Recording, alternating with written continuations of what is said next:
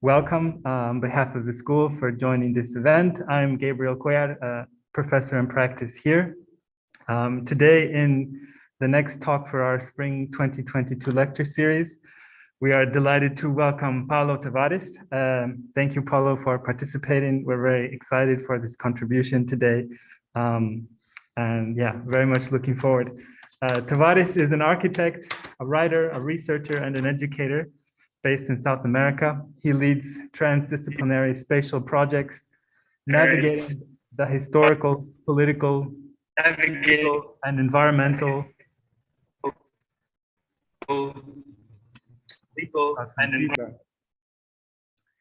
Maybe that's better.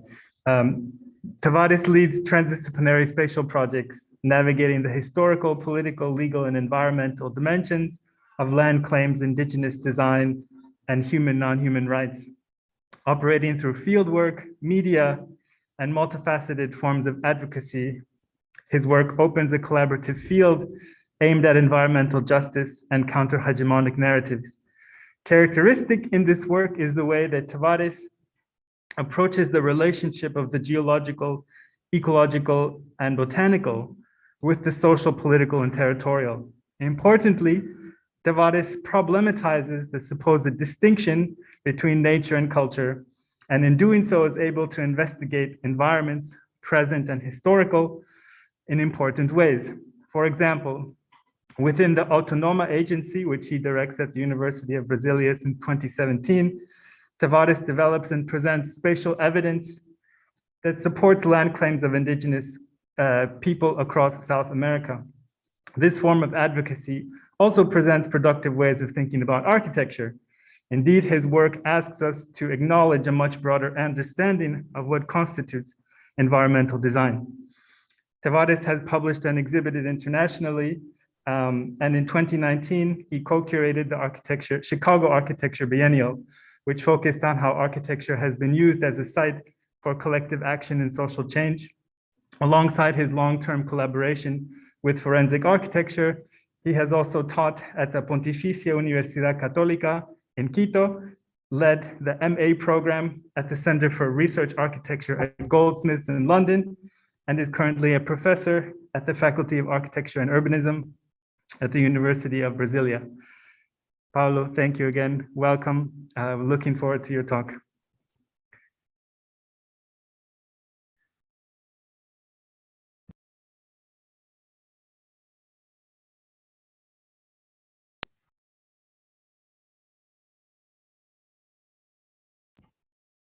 I think we have to solve the audio on your end. How is now? How is that now? Now it's okay. Yeah, thanks. Okay.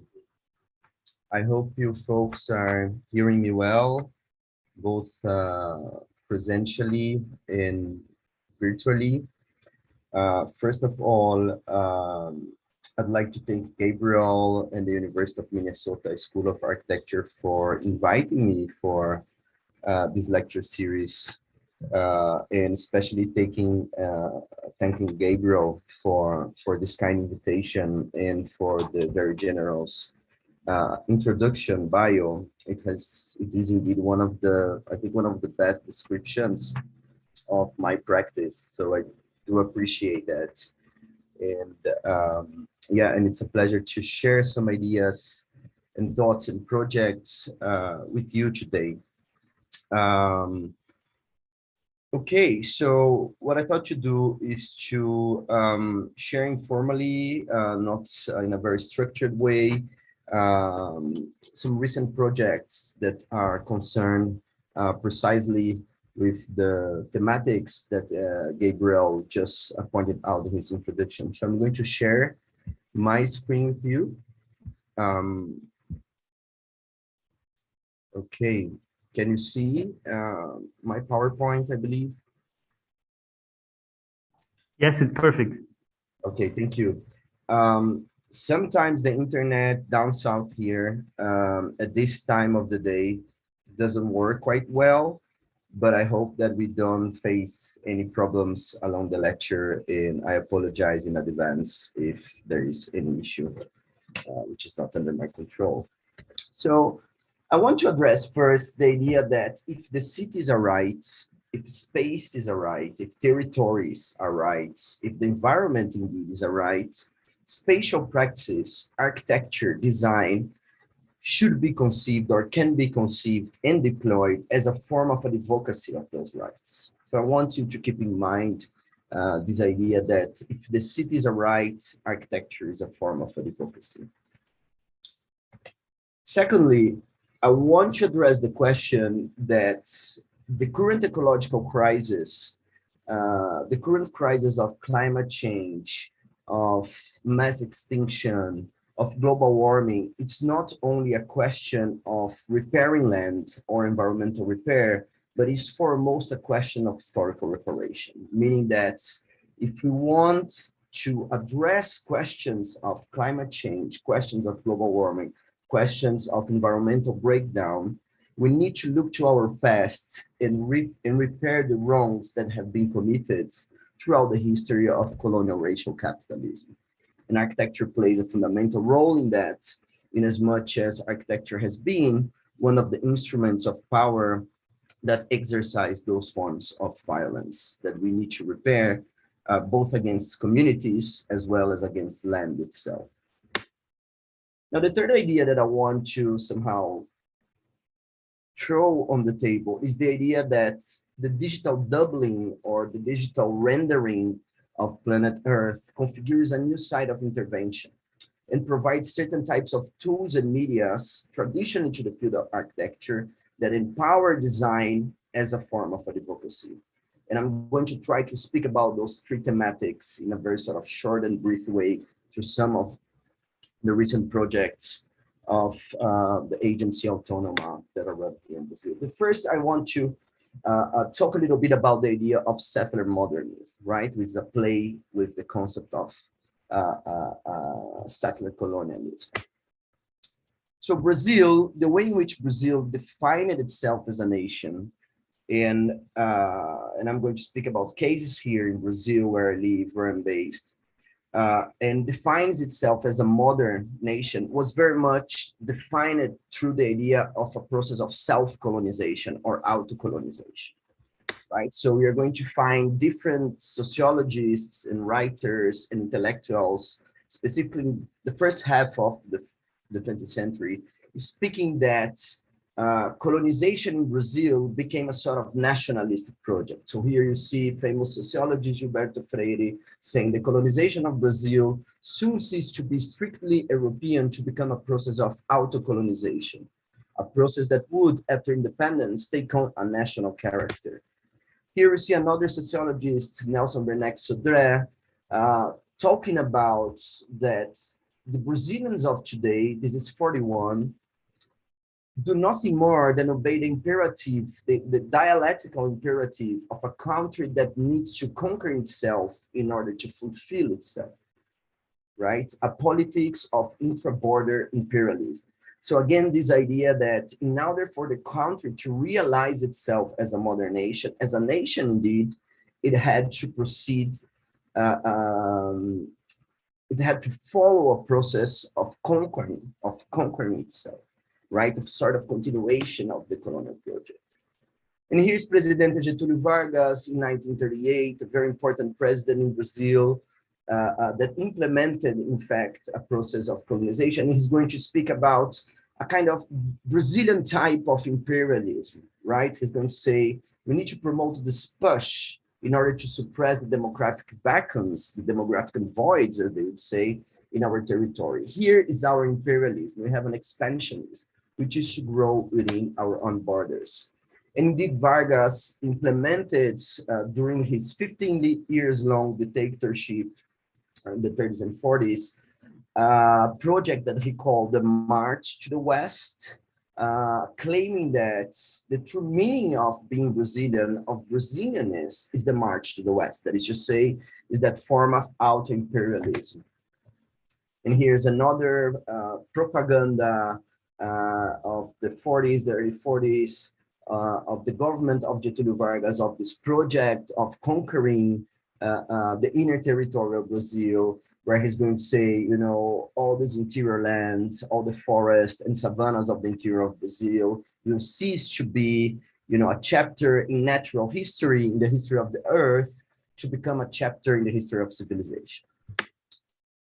So not very much difference from the United States, right? You folks that are in North America now, as you are aware, the United States also became a nation through a process of self-colonization in many different ways, right? Specifically in the 19th century, and that is when, you know, the whole frontier mythology that shapes idea of nationality in the United States is forged. In Brazil, this is going to be forged very much in connection to modernism and indeed to modern architecture. And this is particularly the case of the national capital, the modernist capital, Brasilia, that was designed by urban planner Lúcio Costa, and whose buildings were designed by famous modernist architect Oscar Niemeyer. And Brasilia was built from scratch during 5-6 years in the 50s. And it was implanted at the center of the territory because it was this idea that the capital, once you place the capital in the interior of the territory, it would irradiate a certain type of development towards the interior and allow this process of auto-colonization, self-imperialism to happen. And this was not only a question of territorial planning, but was also something that was communicated through and by architecture in ideological terms.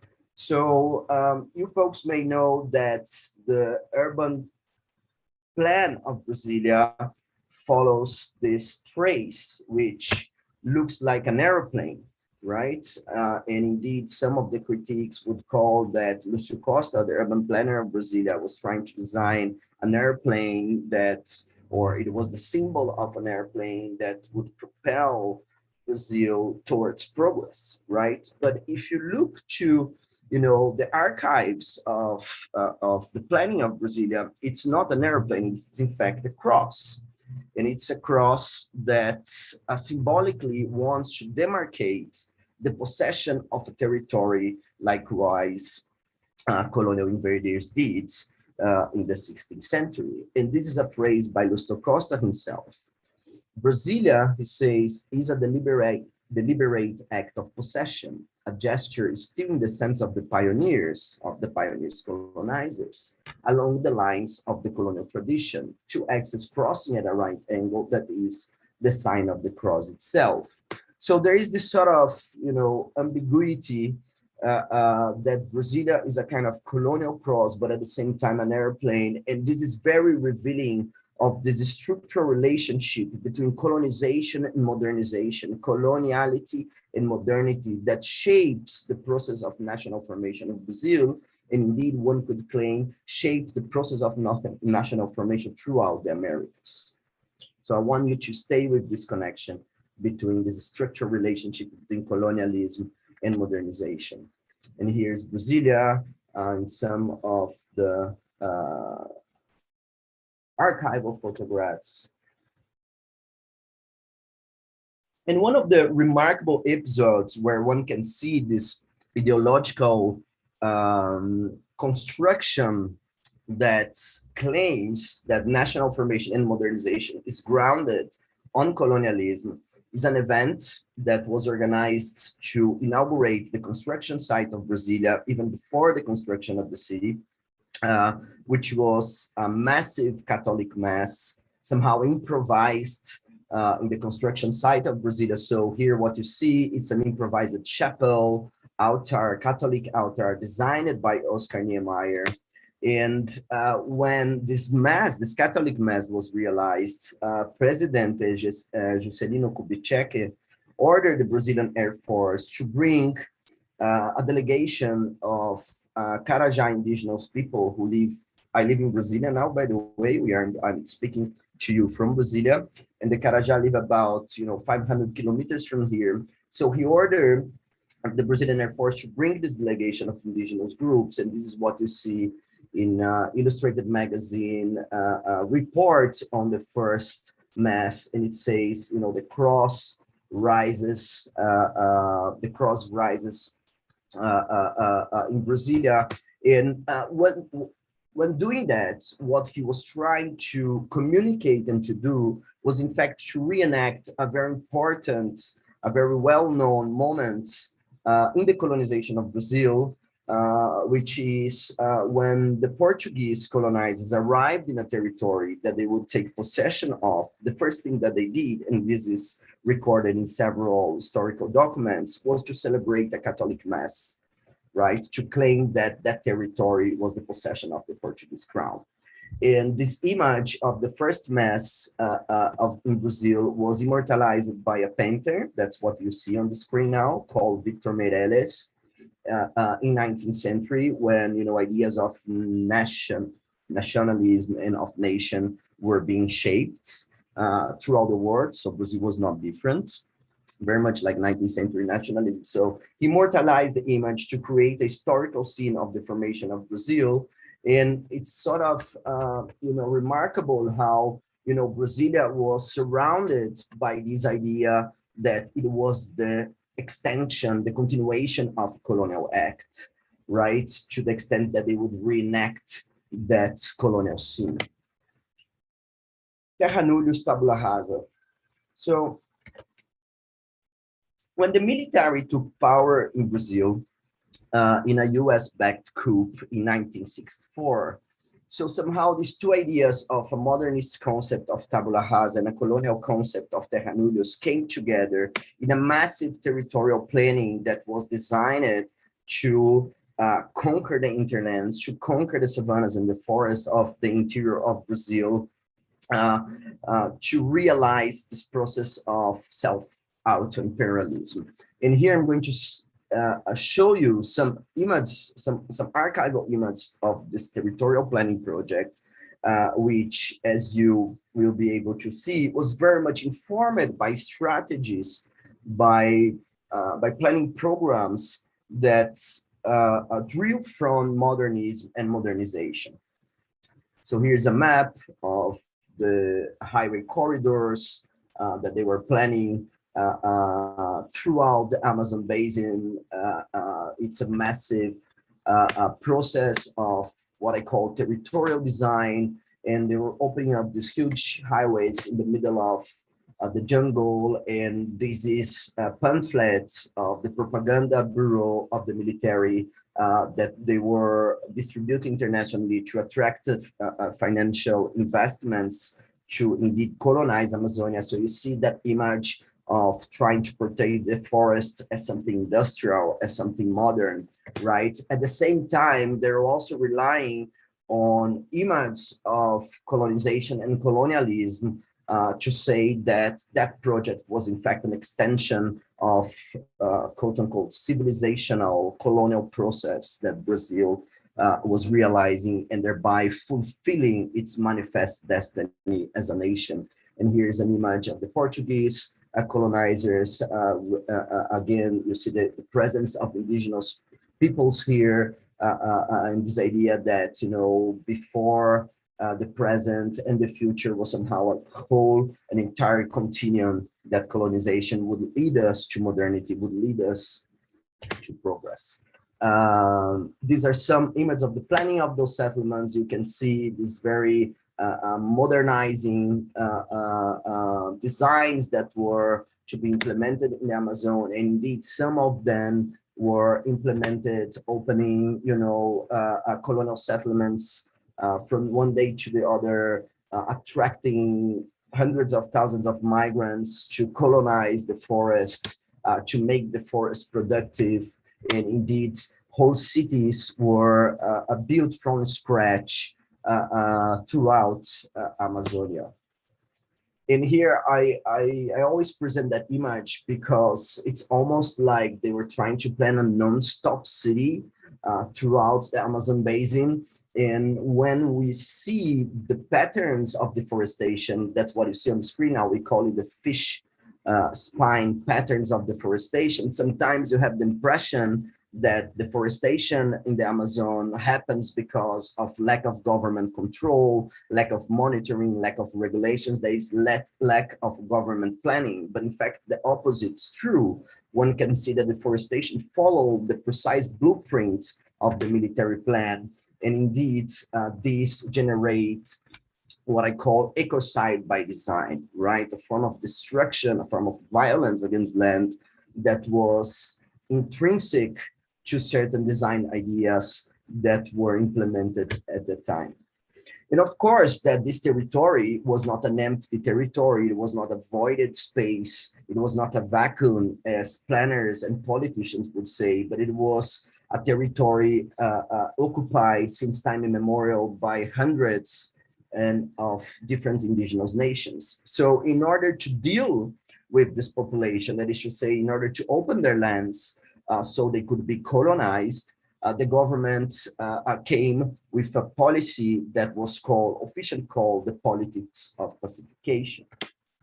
So what is the politics of pacification? Very briefly, basically there was a bureau called the Service for the Protection of the Indians that were implemented this policy. So they would fly over indigenous lands where they want to enter and identify those settlements, and later try to make contact with the chiefs and with the communities by, delivering Western goods to these folks, and counting with the help of religious missionaries to colonize those communities. And here's some images of the archive.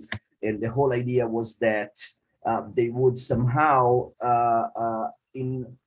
implement a policy whose origins are set in colonial times. On the left-hand side of the screen, you see what they call an aldeamento de indios of the 18th century. And on the right-hand side, you see one of the aldeamentos created by this bureau, the Service for the Protection of the Indians, in the 40s. So basically what they were doing was setting up those settlements in the middle of those indigenous territories and trying to attract these communities to those settlements so they could fix those communities in the land by, transforming them, as they would say, national rural workers, right? And also, teaching them Catholic religion and the sort of habits and ideologies of nationalism. And when Brasilia was being built by the 50s, what you can see is that the whole territory of Brazil was dotted with those indigenous posts, right? So you see that this kind of network of indigenous posts that, in fact, produced a whole apparatus of colonization in the entire territory of Brazil.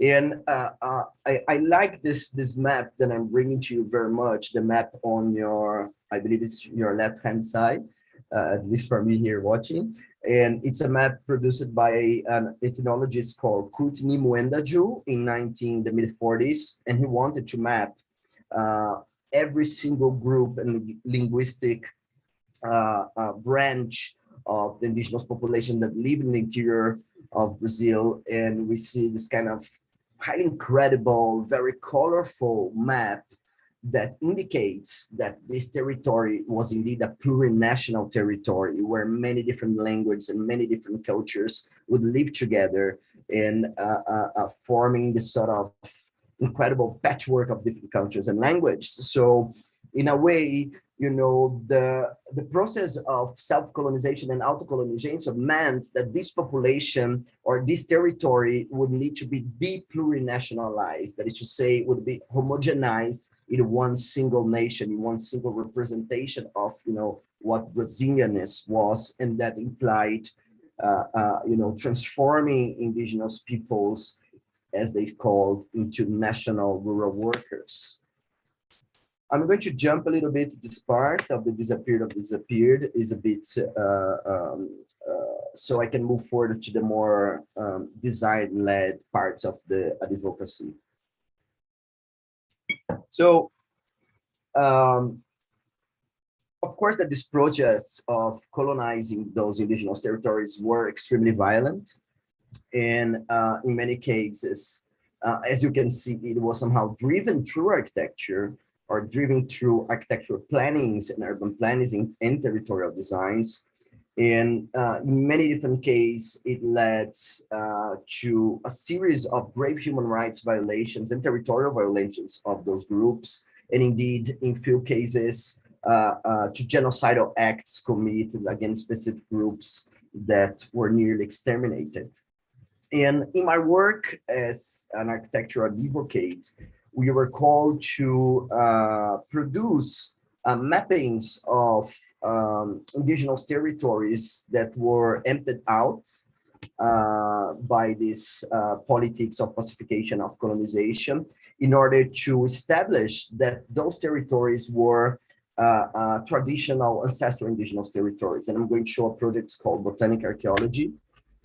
This is about a group, a nation called the Kinya, the Waimidi people. And what you see on the screen now is the pacification plan of the territory of the Kinya. So again, you see this flyover sort of monitoring the place of where their settlements were. And on the right-hand side, you see the map with the localization of some of the settlements. I don't know if you see my arrow, but you see on the top of the map, there is a kind of stronger square, black square, and this was the sort of indigenous posts to where those communities, those villages should be relocated so they could open a large road in the middle of their territory. So you see that there was a planning of forced removals in order to open the lands for colonization. This is one of the few evidences of those settlements. All of them have been forcibly abandoned or destroyed during the pacification campaign. It's even known that the Brazilian government used aerial chemical attacks against those groups. This is registered in the National Truth Commission report. And we were called to identify where those settlements were so they could be, so we could have a proof that this territory was indeed indigenous and that there was a kind of planned violence that forced them to abandon their village. So in order to do that, what we did is to use certain types of methodologies, of remote sensing methodologies that are used to map climate change, so to speak. Specifically, this code developed by Landsat Science, by NASA Landsat Science scientists. And what this code do is that it allows you to see and to identify the age of certain patterns of forests, right? And why is it important for you to define the age of the forest in relation to climate change? Because very old forests, what science would call old growth forests or natural forests indeed, they hold a very large amount of biomass, right? Because they're old, their botanic mass is huge. So they hold a lot of carbon as biomass, right? Whereas a younger forest has much less. So if you want to understand the carbon cycle of the earth and what's the amount of carbon that is locked in the forest, you need to understand very precisely the age of the forest. So you can really estimate, how much carbon is stored in the Amazon. And if you burn the Amazon, that's the much amount of carbon that's going to be released in the atmosphere, generate global warming, so on and so forth. So we ran this code, and here in a kind of area close to the border of the Waimidi settlement. And when you run this code, you get the image, which is not the sort of human eyes colored image, which is like the kind of natural colors as we call, but you get a totally different sort of reading of this landscape, of the pixels of this image. And what you see in this image, just to explain a little bit the color coding, is that everything that is in gray is very old forests, right? Forests that, at least in our mapping, are over 60 years old. They're probably much older, right? What you see in black is urban areas where there is no forest at all. And then from the light green to the purple, you see different ages of the forest, from 6 years old until 30 years old. We did this project about, 5 years ago or something like that. So I want you to pay attention, for example, in this pattern of forest here on the top of the screen, where you see a sort of dark green. If you look at it in a real color image, you may think that this is a very old forest like everything else, right? But when you look through the color code, you see that it's in fact a very recent forest because this area has been deforested before, right? So by using the same technique, this technology of mapping sort of the carbon of the forest, we could also understand that the patterns of the Y-mediatory settlements, they are much larger than they appear, right? Because you see lots of manipulation, intervention in the forest landscape. And what's quite interesting here is that we start to see the formation of certain types of bubbles through the pixels that resemble very much like the Y-mediatory settlements. So here you see the difference of the footprint when you look the image in a real color, and after the color coding, you see that the settlement is much larger, its footprint is much wider. And we did the same process in the middle of the Y-mediatory territory, where we knew that there were villages that have been forcibly removed. And what we start to realize is the appearance of these bubble-shaped like patterns, color code in purple, which is forests that were 30, 40 years old at the time that we realized this investigation. And it's kind of remarkable how, the shape, the sort of urban footprint of these bubbles are really remarkably similar and coherent with the archive photographs of the Y-mediatory settlements, right?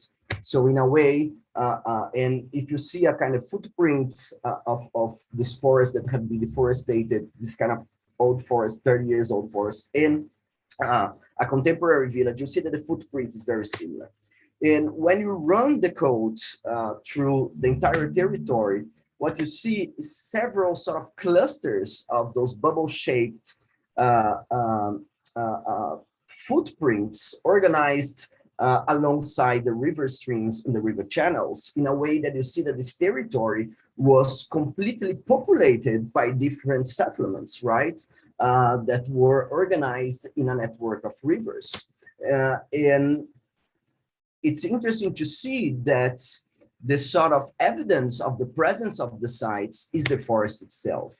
And indeed, one of the most remarkable sort of indexes that those forests were, in fact, part of an ancient village are the presence of certain types of palm trees, as you can see in this image. So in a way, here we see that the age of the forest is used to, or technologies that are used to map climate change, to map environmental change, can also be deployed to as a means, as a tools of advocacy for territorial rights.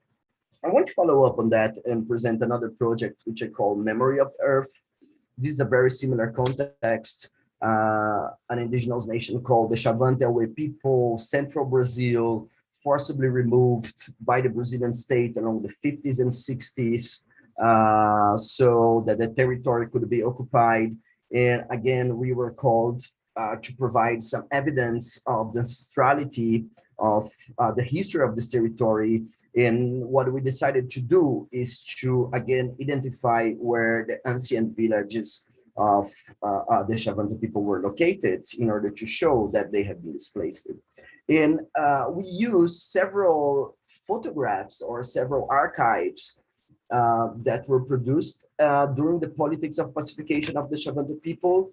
And what is interesting to see is that these archives would appear as sort of images of this process of civilizational process, of this process of modernization of Brazil, trying to communicate that this country was flying towards progress, towards modernization, because it was realizing this process of colonization, this process of self-imperialism, right? So these images were very much produced as images of modernity, as images, as documents of civilization. But of course that we know, as Walter Benjamin will say, that every document of civilization is also a document of barbarism. So we use this image as archives, as sort of traces as documents of the violence of the regime, because precisely they document the villages that have been displaced and destroyed by the government. So the first thing that we did is what I call an image archaeology, using these images to reconstruct the settlements in as much as those settlements don't exist anymore.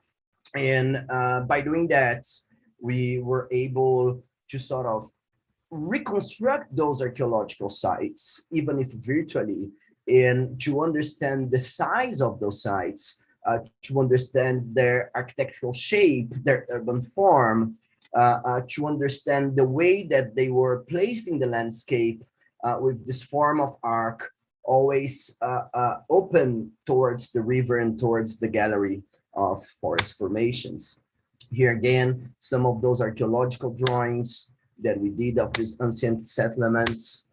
And together with this process of image archaeology led us to examine a series of declassified satellite images produced by the US military air force during the Cold War. And by investigating those images very forensically, what we saw and identified are several sort of arc-shaped footprints, arc-shaped marks distributed throughout the ancient Chavanto territory in central Brazil. And here are some of those footprints. You see that they have this pattern of, following the arc-shaped layout of the ancient settlements, always, these arcs always open to the river. And it's quite remarkable when you see all of them together. You realize that we mapped one of the largest archaeological indigenous complex of Brazil, and this complex is under threat now. And here you see that the digital archaeology is totally compatible with the footprints identifying the satellite images. We produce a very extensive reports, which is called Memória da Terra. And we wanted to produce these very extensive reports as a book, as an object, so that we could bring this research back to the communities. And we did this autonomously, producing about 400 books and distributing those books throughout the schools of these communities. And together with these communities, what we also discussed in doing is that those sites should be protected as heritage, in as much as they are archaeological sites of ancient architecture. And when you look at those images in a contemporary satellite photograph, what you see is that a pattern, a botanic pattern, a pattern of vegetation, most of the times of that, figures like a forest formation, sometimes just, a compound of several trees and palms and vines and bushes has grown precisely on the top of the ancient settlement, following precisely the sort of arc-shaped urban form of the ancient village, right? So here's the village of Tsorepré. This village was built probably in 18th century, and the botanic formation of Tsorepré has been preserved until very recently.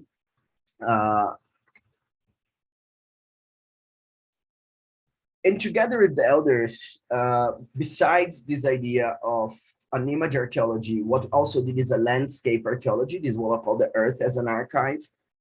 And we went to visit those sites, guided by the elders, by the survivors of these acts of violence. And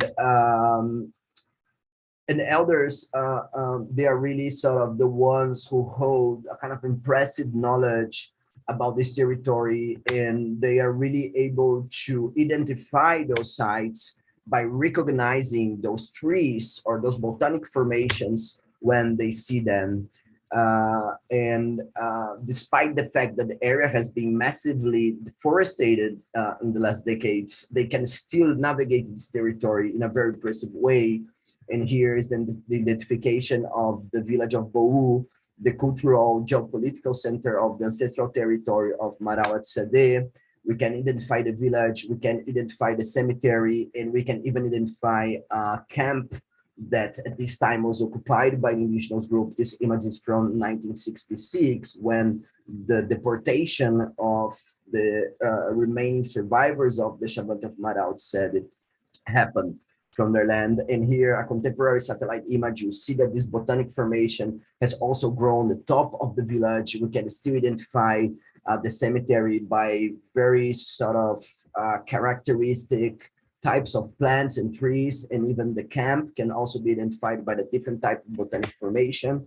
And here's a drone fly over Bou village. Again, you see that the arc of the village was open towards this river. We see the whole sort of architectural complex of the site, this amazing site. This is another village, a kind of satellite village of Bou. It's called Ubidononu. You see again the forest formation, this one not as well preserved as the village of Bou, but still you can see, you know, the forests, and those forests, those collections of trees, which also appear in this site, this village called Ticino. Again, this one is a kind of much younger village, not so well preserved, but still one can see that these botanic formations, collections of vines, palms, and trees have remained. I'm going to try to play a video for you. I'm not sure if I'm going to be able to because of the internet, but let me try to do this.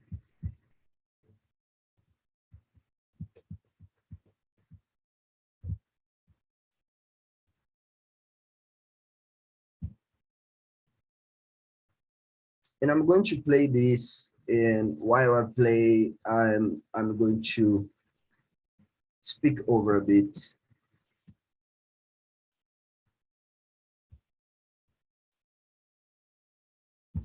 Tazaha damawaruti wanyipti ada tidak semasa ada zakra wanyipti roi mana mana wasada wanyipti ada tidak semasa ada zakra se utri mononda dati marabru mononda sozada waruda robai mana zah tawa sozada robai mana ora So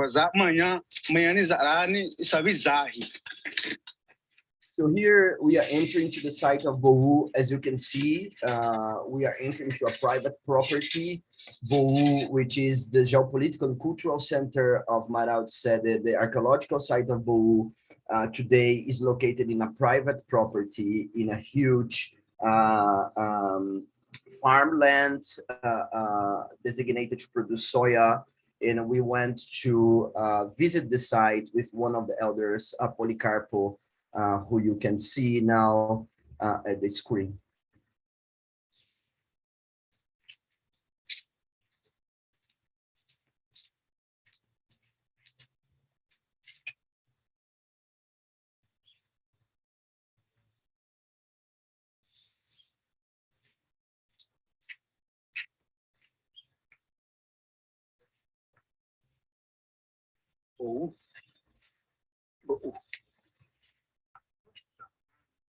Kami dari waktu dia tak tak sora iwa pada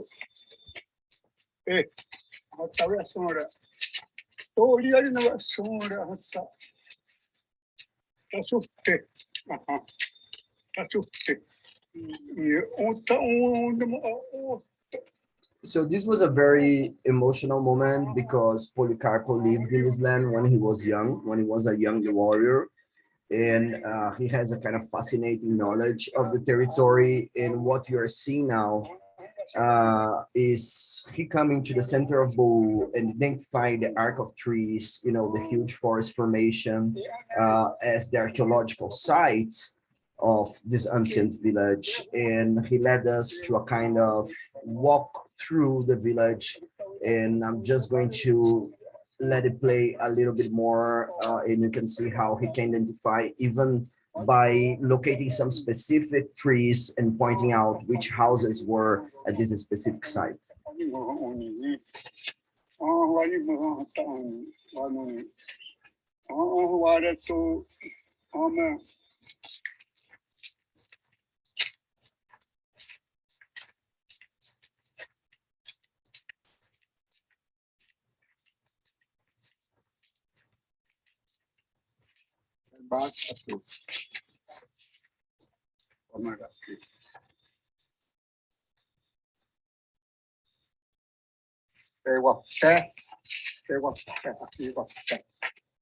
Okay, let me turn again to my PowerPoint. I'm about to finish.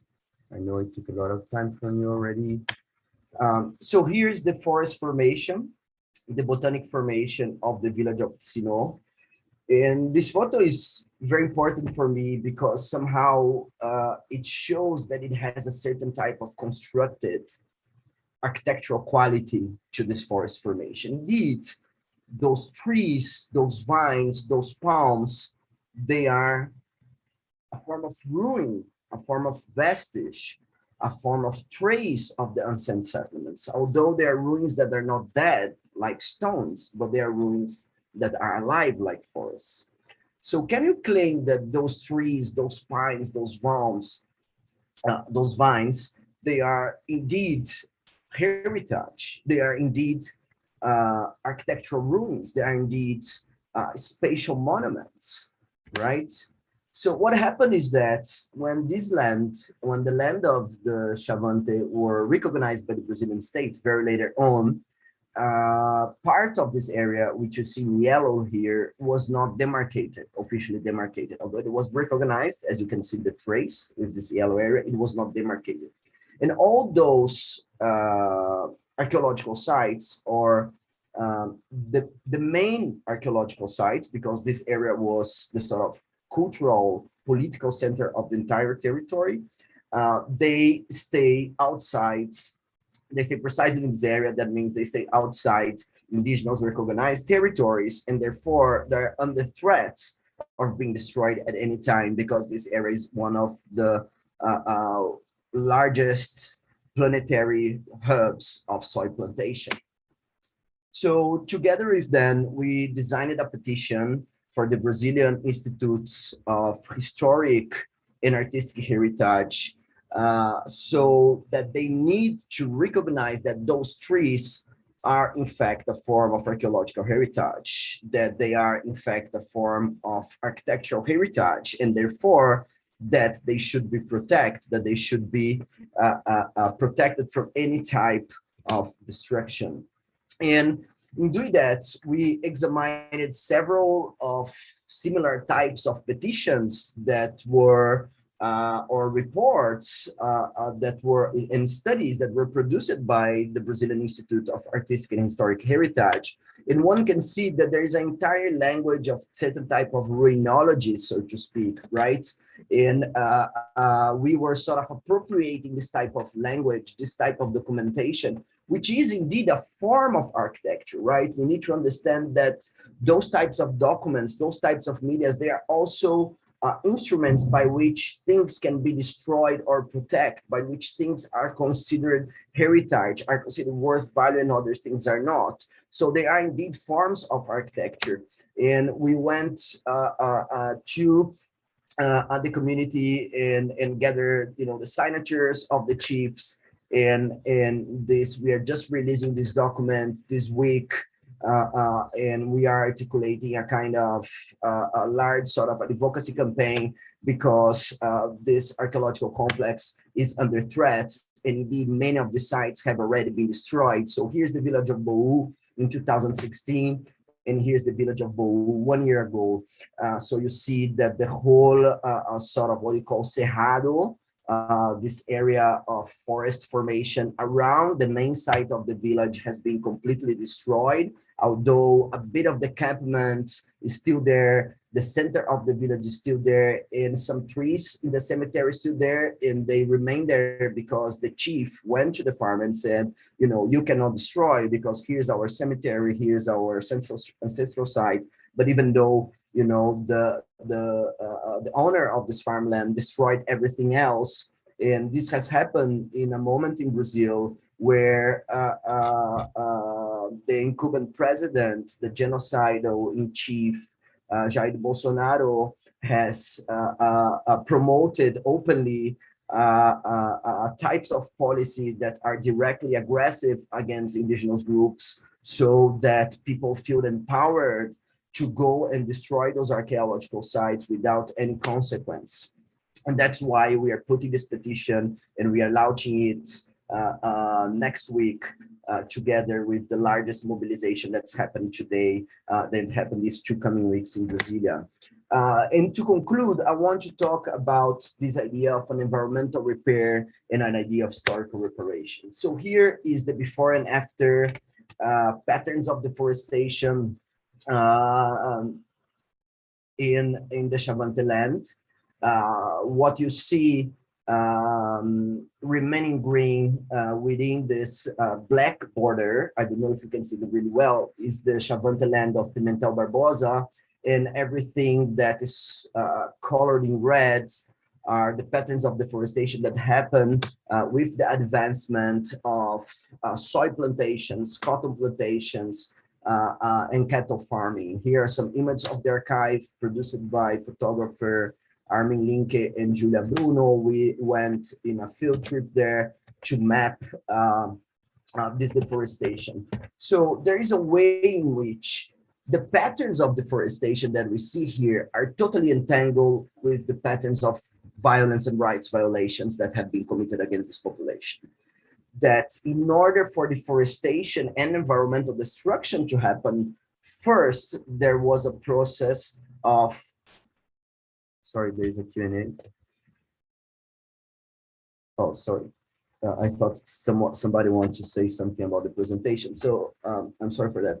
So first of all, at the forefront of this process of environmental destruction, there is a process of human rights violations. And to conclude, I want to show you this image here, this mapping. What you see here in red is what we call the arc of fire, which is the footprint of deforestation advancing towards the interior of the Amazon basin. And the dashed circles are places, territories where there have been massive displacement of traditional farmers, indigenous groups, and traditional communities. And the little crosses is political target assassinations of land rights and human rights and nature rights defenders. So there is a kind of overlapping between political violence and deforestation, right? To the extent that we can claim that environmental destructions and rights violations come in hand. Here's my claim. Sorry for the noise. So here's the idea that if we want to, recuperate environment, we need also to, repair those communities, and repairing those communities in that case also implies acknowledging that those sites are heritage sites, that they are archaeological sites, that they, as architecture, they embody a very sophisticated landscape design technology whose principle is not the destruction of the forest as we see with modern colonial design, but in fact, the production of forests, the productions of trees as ruins, trees as archaeological sites, the forest as a heritage of non-Western indigenous forms of landscape, urban, and architectural design. Thank you so much for your attention. There was another project called auto-demarcation, self-demarcation, but I will leave this for another opportunity. I really appreciate the time sharing some ideas and thoughts with you.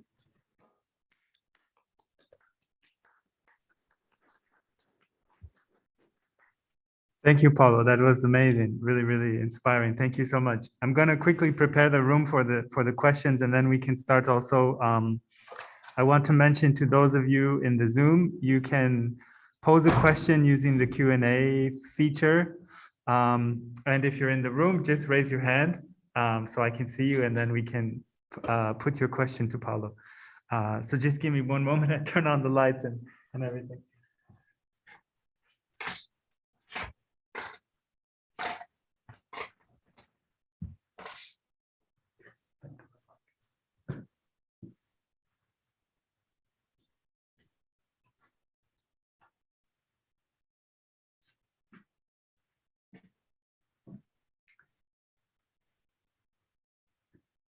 Okay. Yeah, we're ready. So we already have a number of questions that have appeared in the Q&A.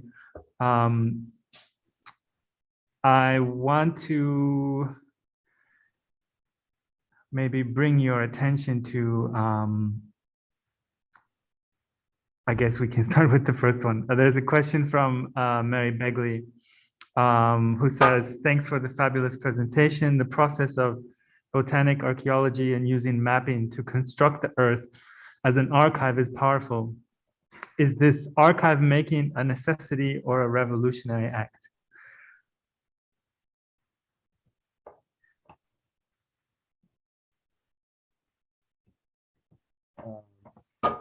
Yeah, there's a lot here, Mary Begley. Thank you so much. The questions are really compelling and interesting, and there is a lot to answer. I think, is this archive making a necessity or a revolutionary act? I think, it's if you want to understand, map, visualize certain types of landscapes and the history of those landscapes, you need to come up with different forms of archive making, because archives, the way that they have been produced, they are all also imperial tools, right? They're imperial tools that reveal histories as much as they erase, right? And speaking particular of indigenous groups, one would not find documents about their history in state archives or documents about their pre-colonial history in state archives as much as you wish, because precisely the archive, the mapping, the census, the data were instruments of colonialism and of imperialism, right? And when they arrive there, that's what they are mapping and telling. So one needs to come up with different types and strategies of archive making in order to tell that story. And I think what's, for me, what I learned from this project and what's remarkable is that the earth itself is an archive, right? That the history of those groups is indeed written. It has been written, but it's inscribed in the very surface of the earth. So how can we use these different types of reading the landscape, like, processing data and satellite images and, and open source intelligence and, and the very tools of designs, modeling and drawing and things like that, to assemble those dissident archives that allow us to tell sort of, different histories.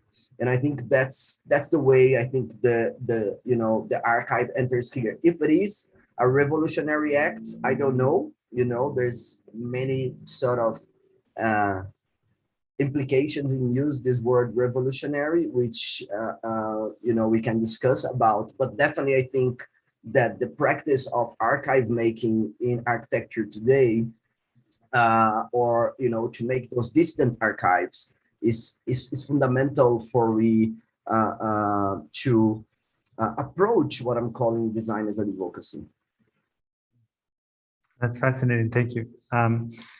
There's a couple other questions from Mary, but maybe I'll interject quickly with one of my own questions, which has to do, maybe you could kind of guide us a little bit to better appreciate the work that you presented regarding the creating forms of evidence that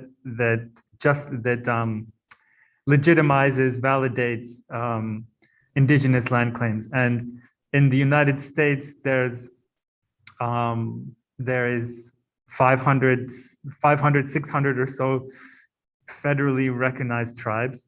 And there are many other tribes which also have not yet been recognized or are struggling to be recognized, either socially or even territorially. Within the Brazilian context, what what is it about the political system or the indigenous, the form of coloniality in the government that makes today the act of recognition, the urgency behind your work? It's so, and then when you have produced this kind of evidence, have you found that that it is recognized, appropriately recognized by those who you present it to? Yeah, thank you for the question. I think one of the main challenges that we face in terms of acknowledging and recognizing indigenous sovereign lands is the fact that the state apparatus often tries to dismiss oral histories, right? And most of the histories of those peoples and those lands are registered in oral histories that pass through generations, and in myths, in histories that they hold and they share with their siblings and things like that. And this has been the way in which land claims were made very early on, right? Let's say the second half of the 20th century, specifically, after the redemocratization of Brazil, after, the dictatorship, the whole ideas of pacification is questioned by the indigenous movements, and there's a sort of alliance between anthropologists and indigenous groups to reclaim those lands. And this was very much based on testimonies and oral histories. So what we sort of understood is that those oral histories need to be corroborated or presented alongside a set of very robust evidentiary means that can really indicate that those lands belong to those groups. Because the language of document, the language of mapping, the language of data is the language of the state. So how, can we as architects, from the very privileged position that we occupy in this world today, and acknowledging that our discipline has been also responsible for such process of violence against people and against land, how we can sort of turn the tools upside down and allow those peoples and use those methodologies and technologies, those forensic architecture methodologies and technologies, to corroborate those oral histories so that they can enter into court, so they can, enter into the public realm, and we can call attention to the situations. Now, of course, that even when you do that, the government may not listen to you or may ignore these types of documentations, right? Especially because there is, a very heavy lobby from the agricultural companies, corporations, and farmers.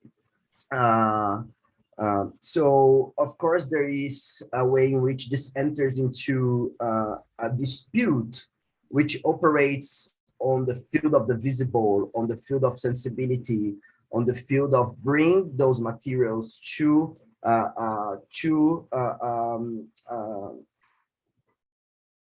the public, to the visible, right? So that they are forced to be acknowledged, right? So that you force the government to act, to act because that type of evidence is undeniable. Some cases have been more successful than others, but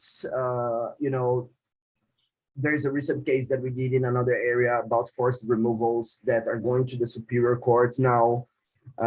There is some support for this petition on heritage happening right now because one of the sites have been destroyed about 2 years ago, and so on and so forth. But I don't know if I'm answering you, but to say the last thing is that we, because of the government of the neo-fascist president Jair Bolsonaro in the last 4 years, in the way that his government was pushing an agenda that was totally against indigenous groups, totally against their territories, indeed totally against their archaeological heritage. He indeed said many times that, you know, those types of heritage do not matter. The political situation has been in the last 4 years very, very complicated in terms of protecting indigenous land rights and also the rights of nature, protecting the environment.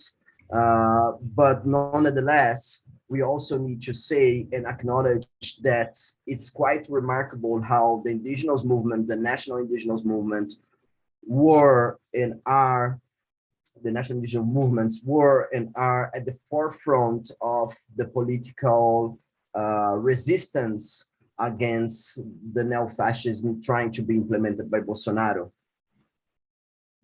That's amazing. Thank you. Thank you for sharing that. Another question has come through from the chat from Bill Blansky, who says, "Thank you for this wonderful presentation. As an architectural community, we often reference Brasilia as an assembly of modernist gems designed by Niemeyer. But do you know how the original peoples and language groups of Brazil today view Brasilia?" You know, I don't want to generalize, because when you say, you know, original peoples and indigenous peoples, they imply so many different cultures and so many different views. And, you know, and I guess we would need to, have a conversation with the leadership, have a conversation with those folks, you know, in order for us to understand how, you know, they do view Brasilia. But what I can share with you is that, first of all, from the point of view of architecture, of course, Brasilia is an assembly of, you know, modernist gems, as you were saying, Bill. But, you know, one to understand as that those gems are also impregnated with a certain sense that the history of Brazilian nation is grounded in a colonial project. Right? So in the same way that there was massive social movements in the United States challenging the appearance of heritage that celebrates colonial history and indeed celebrates colonial racism, you know, I believe that we as architects also must challenge this landscape of Brasilia, not to say, you know, this does not matter, but, you know, to complicate the history of modernism and modernization in Brazil and throughout the Americas. And this was something that we did in the Chicago Architecture Biennial. Of course, Chicago, like Brasilia, I say that Brasilia is the Brazilian Chicago, right? Because it's built in the middle of the territory. So it's a kind of Midwest city. It's also built, you know, as a kind of frontier town to conquer the Midwest. And it's also a gem of modernist architecture as Chicago, a city that, you know, the very identity comes from architecture. And if you went to the Biennial, the first thing that you would see opening the Biennial was a land acknowledgement that Chicago was indeed indigenous territory, it remained indigenous territory, and we were sort of working with different groups that were also, you know, challenging certain gems of modernism, like Mies van der Rohe IIT campus, and showing how it has been complicit and instrumentalized within a process of erasure of Black and Native communities in the United States. Now, while I cannot say what indigenous folks think of Brasilia, what I can say is that recently there has been a movement for reoccupying an area of Brasilia, you know, about 10 kilometers from my house, claiming it as an indigenous land. And somehow it generates lots of controversy, because those folks that are here are sort of migrants, indigenous migrants. They eventually do not belong to this territory originally, but they reclaim this as an indigenous space. And they still are fighting this land within the urban plan of Brasilia, which I think is a very interesting situation. And I think it tells a lot, or maybe it replies a little bit your question, Bill, in asking, how do they see how, indigenous movements see Brasilia. And I also have to say, in reply to the question, that right now, in the first 2 weeks of April, there is a massive protest in Brasilia, happening in Brasilia, where indigenous nations from all around the country come to Brasilia and build a kind of tent city in the major spot of the city, just next to the presidential palace, so to say, in order to claim their rights. And I think this also shows how, indigenous movements see Brasilia as a site of occupation, as a site to be reoccupied, as a site to be reclaimed, not only on territorial grounds, but also, let's say, on political grounds and symbolic grounds. Amazing, thank you. We have time maybe for a couple more questions. I would ask a question about your approach to field work and community engagement, which are somehow these concepts which are traditionally within somehow the architecture field. How do you, in your work, because you work a lot between, let's say, media archaeology, but also on the ground and operating in the field, and how do you, in your work, kind of conceptualize this idea, these more traditional ideas or categories of field work, community engagement, and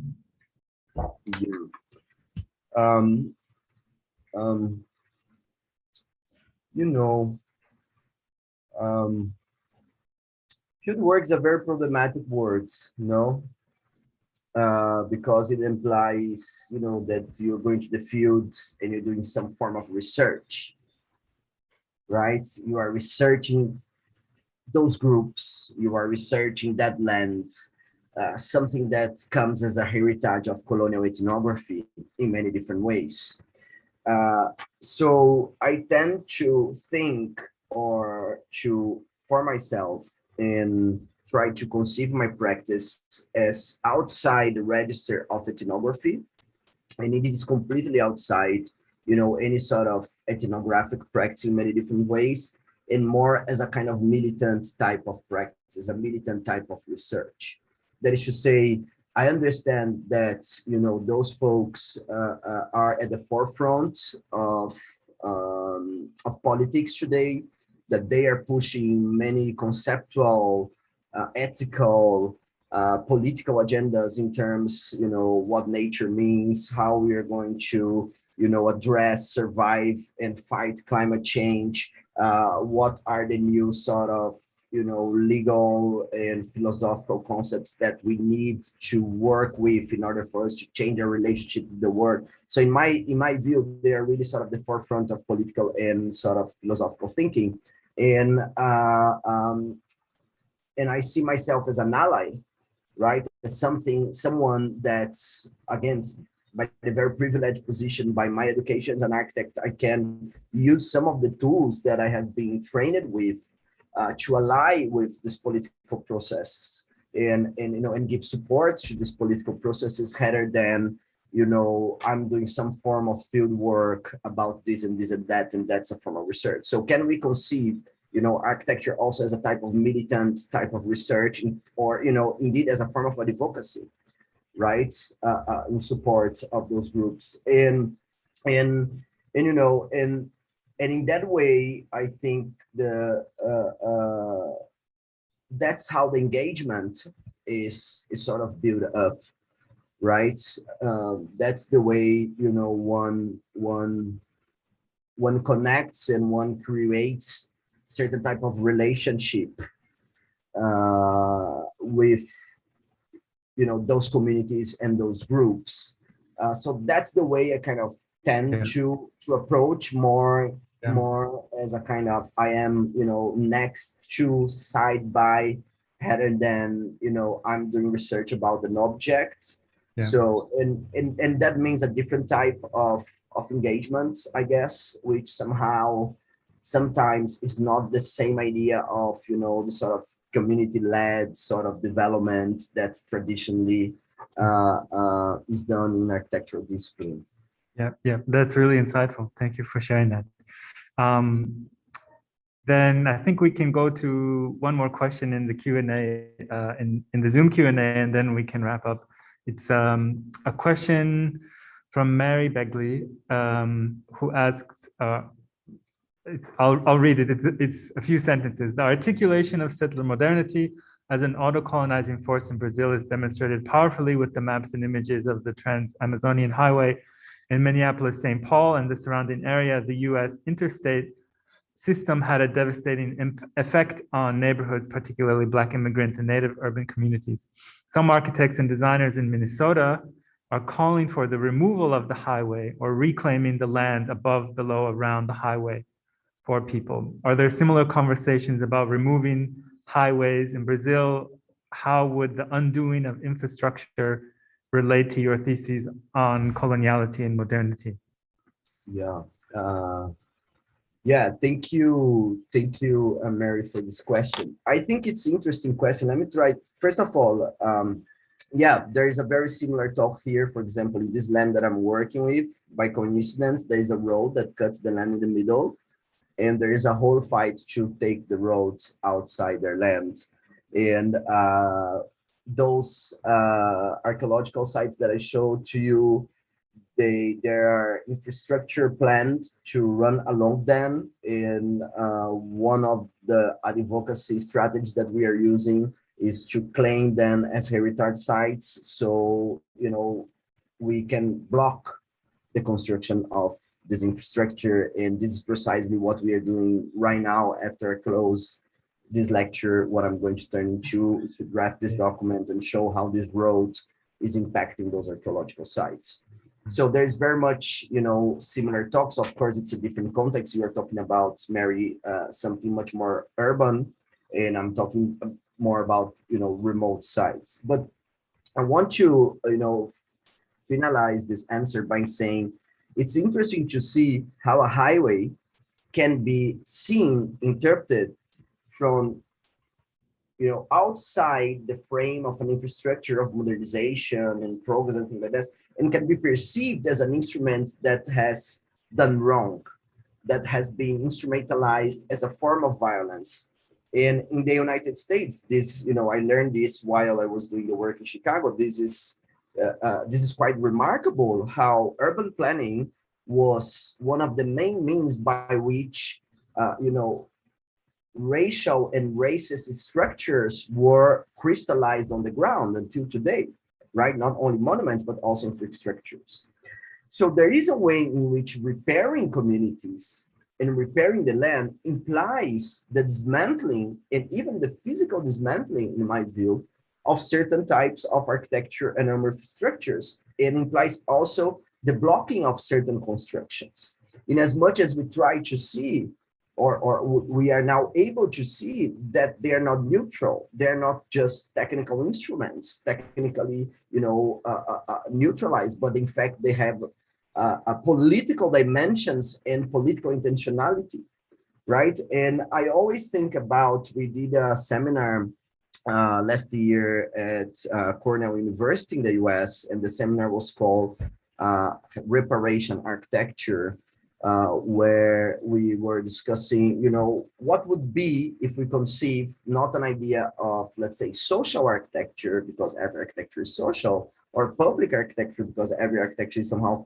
public, because that's the names we use when we want to produce architecture to disenfranchised people. We call it social. But in fact, it's not a form of social architecture, because every architecture is social. It is a form of repairing certain structural inequalities that have been produced along,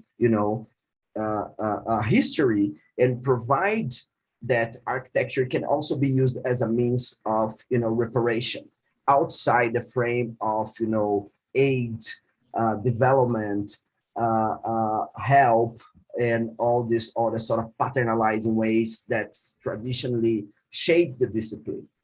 And one case that I think that was remarkable in the discipline that we discussed were the dismantling of huge hydroelectric dams, right? Hydroelectric dams, they were, one of the quintessential symbolic infrastructures of modernization, of modernity. But what they did, in fact, is that, they severely affected rivers and river life, and of course indigenous communities that depend on those resources. And that, forms of reparation may imply that you dismantle those dams, and there is indeed many cases in the United States where dams are being dismantled. But the dismantling of a dam or of a structure is above all a question of design, because you cannot just take the infrastructure out. You need to really recover the land. You need to recover the ecology, and it's a kind of river stream ecology, which has an effect here. It has an effect downstream, upstream. So how, and I think that's very interesting for me, that we think design not as building, but as dismantling. And dismantling is, or implies, as much design or even more design, more planning than building, because we are, planning and designing for, repairing the land and repairing communities. In many different ways, there is no other way out to architecture if not to conceive it itself as a practice of reparations. Amazing. Thank you so much for sharing that. It was such a generous response, and I think a really fantastic way to summarize the the design proposal kind of foundation of the work that you presented today. And I think for the students it will be really, really impactful. So thank you so much. It was such an inspiring presentation from the historical theoretical side in the introduction, and then showing the different types of the different forms of project and advocacy that you're doing now with Autonoma. And just really looking forward to see what's next and the future impact that it makes. Thank you so much. Thank you, Gabriel, for the kind words, for the time, and for the generous invitation. Thank you, everyone that attended the lecture. It has been a pleasure. I hope you another time soon. Thank you, Paulo. Okay, be in touch. Thank you again. Take